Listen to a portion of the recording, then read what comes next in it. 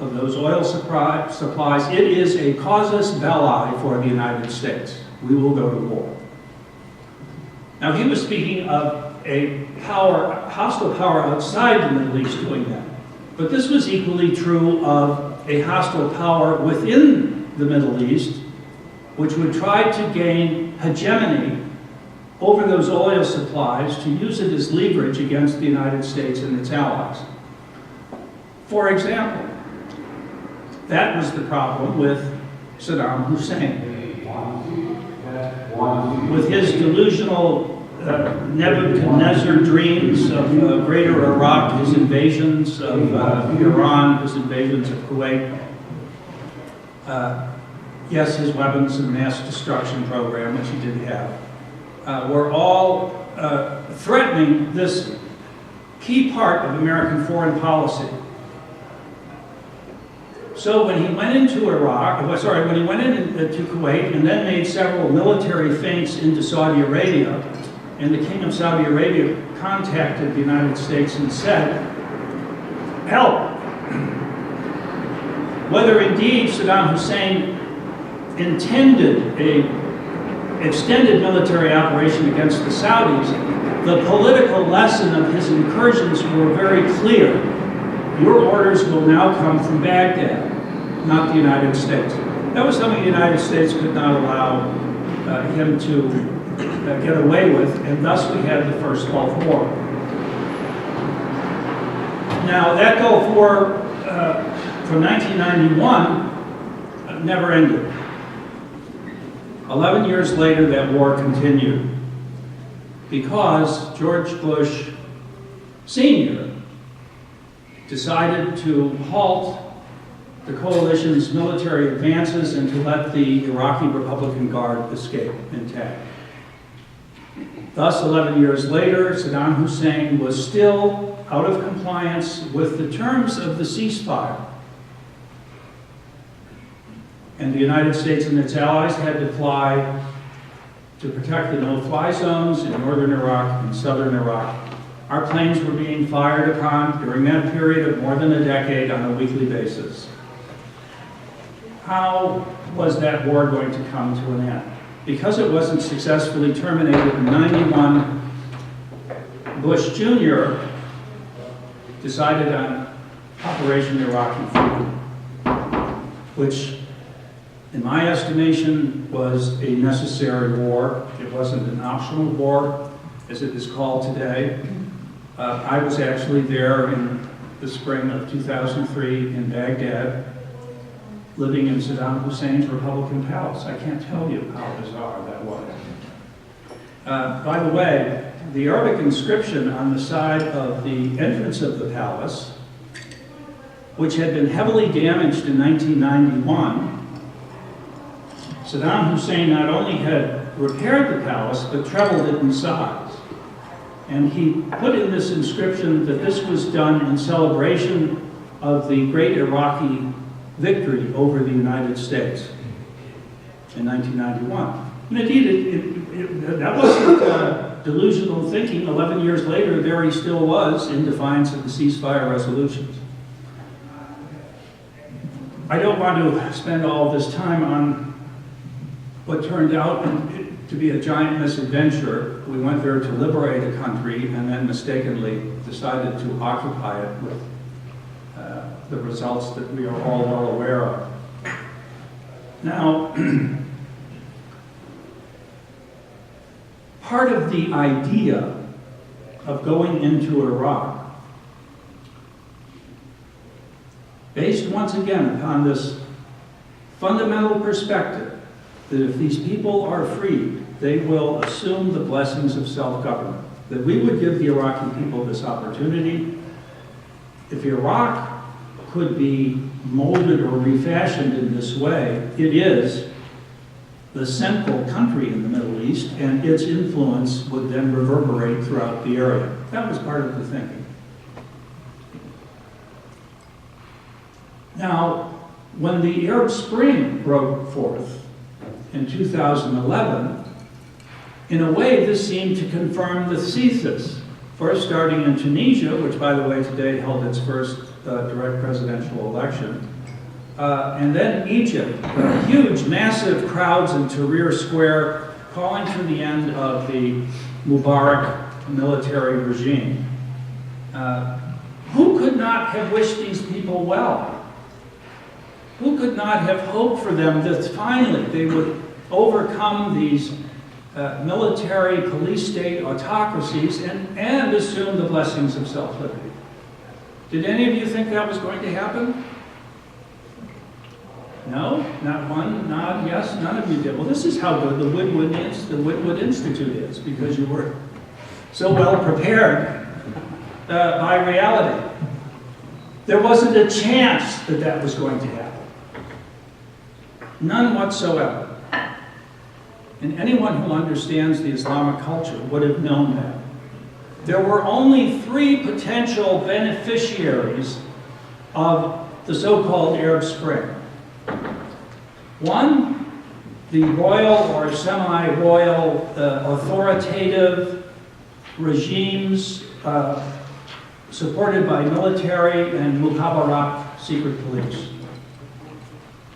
Of course, that's the regime that already was in Egypt.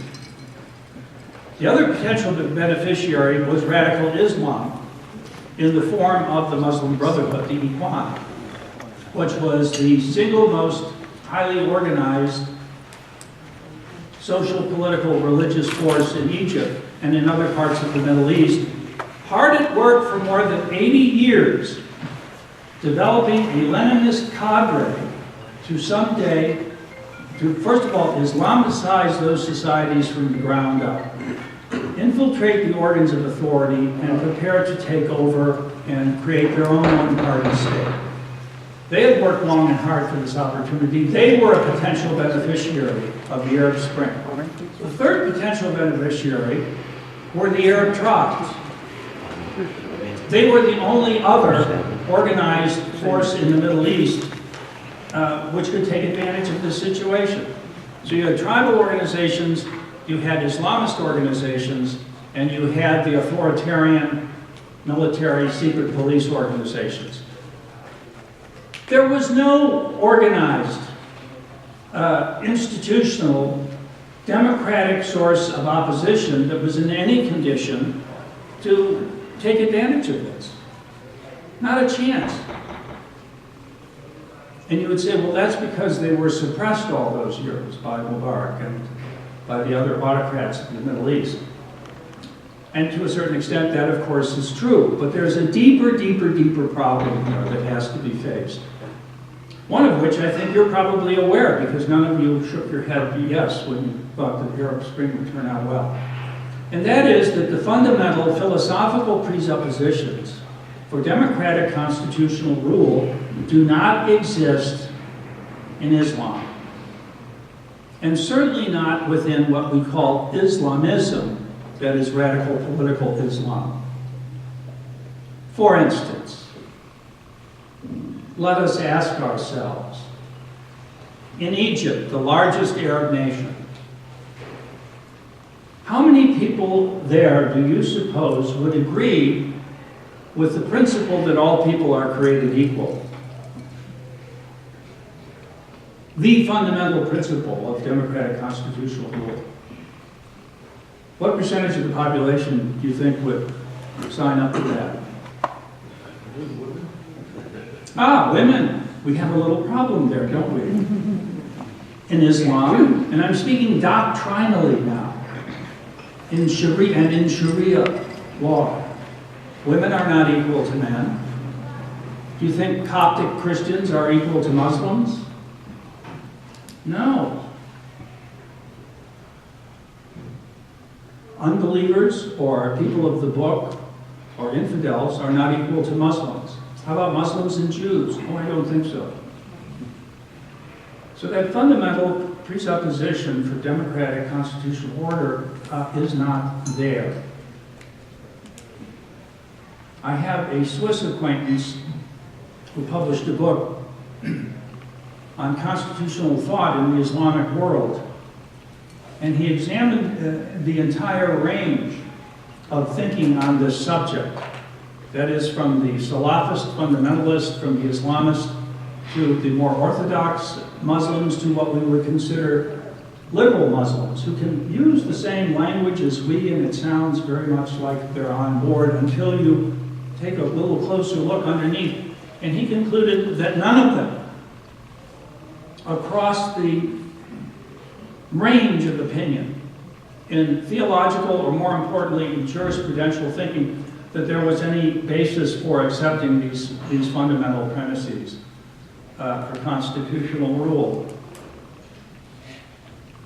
Now,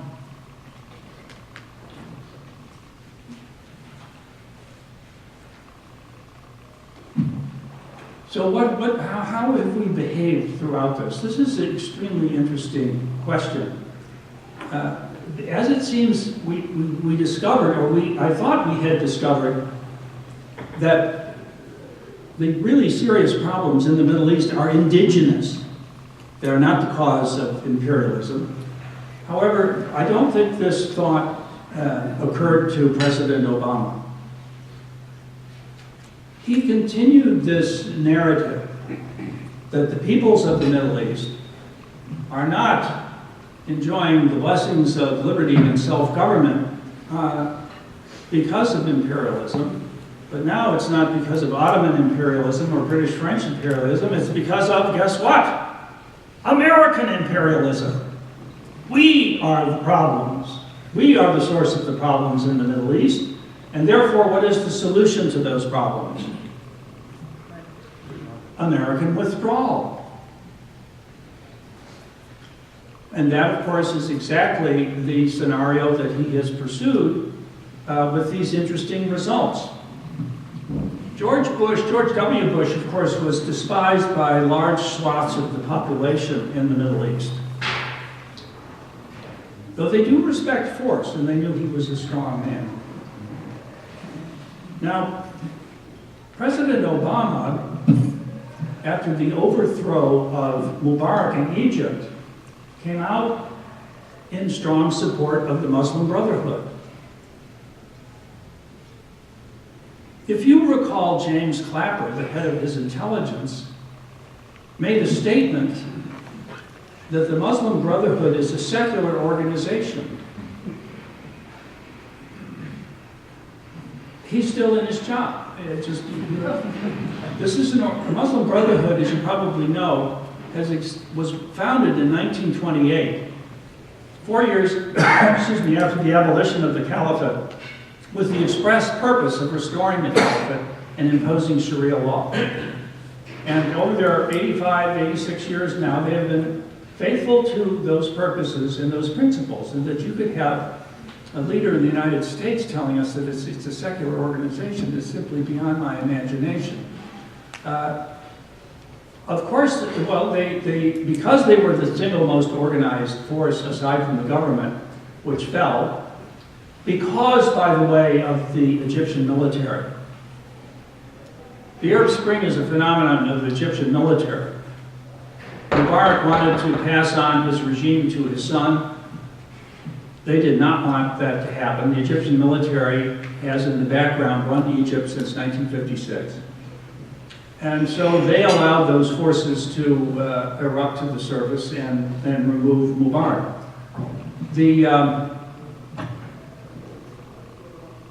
Obama administration then expressed its support for President Morsi and the Muslim Brotherhood. When Mubarak was still in power, Obama went to Cairo to make his speech there, his famous speech there, and he had in the first row Muslim Brotherhood members sitting. An express snub against the Mubarak regime. Mubarak, of course, would not come to the talk precisely because of the Obama administration's insistence that the Brotherhood people be there. Now, when the consolidation and monopolization of power proceeded in Egypt after the election of Morsi, and he was seizing all the levers of power, that support from Obama continued, and it began alienating the Egyptian people. Then, of course, a year after being in office, the largest demonstrations in Egyptian history, and possibly the largest demonstrations in history, took place in Egypt and Cairo and the other cities to force Morsi out of office, which succeeded, thanks to the Egyptian military once again. The Obama administration denounced this, but he did nothing to reverse it. So now we have the curious situation in which this administration has alienated absolutely everyone in the Middle East. He has alienated the Ikhwan because they blame him for not coming to their rescue, and he is vilified by all the other Muslims who don't want to live in a Ikhwan Sharia state for his support of them. So there's really basically nothing left there. You know, I want to tell you one little story, by the way. And have I spoken too long? How hungry are you? Someone will... I'm on the board of an organization